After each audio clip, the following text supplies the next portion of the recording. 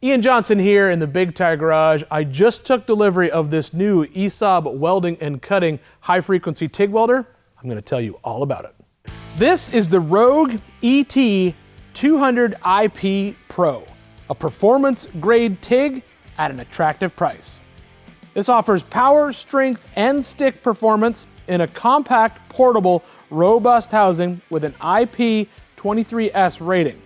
Has power force control to ensure a stable arc, resistant to power fluctuations, maximum output of 200 amps, bright, visible digital screen that you can easily see from 25 meters away. Has a pulsating TIG capability of 500 hertz for better heat input control, and advanced TIG controls like pre-flow, start current, ramp up, ramp down, finish current, and post-flow control. Maximum input cable length, 300 feet, high frequency TIG start, and stick 60-10 performance. The TIG torch that's included with the machine has a flexible neck to help you with torch position when you're in tight places, has a potentiometer on the handle so you can adjust the arc amperage without having to return to the machine, and the first 3 feet of the cable is protected with a leather sheath to ensure that it's safe when working in hot operations. One additional accessory you could add to this machine is a remote control to allow you to control the machine when you're away from it. Inside the box, we'll find instruction manual, quick start guide, and another box full of accessories. This one includes argon hose, TIG torch assortment,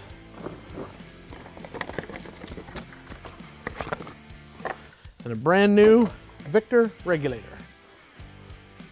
Strap,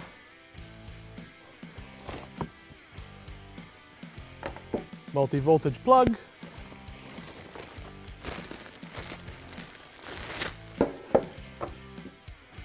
arc stinger,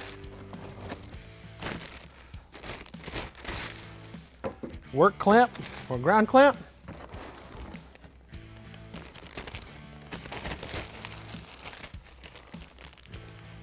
and flex head TIG torch assembly. Lastly,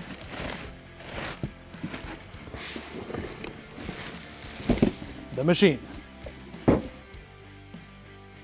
Just like all the welders in the Rogue family, it is the power, portability, and the robust nature of this machine that make it so special. Being able to have a multi-voltage machine in the field that's capable of 200 amps of stick welding or TIG welding with all the advanced TIG features that this machine has will become incredibly handy for you when you are working. I can see this welder really shining in types of pipeline fabrication, some structural steel, or even ornamental iron or railings on construction sites.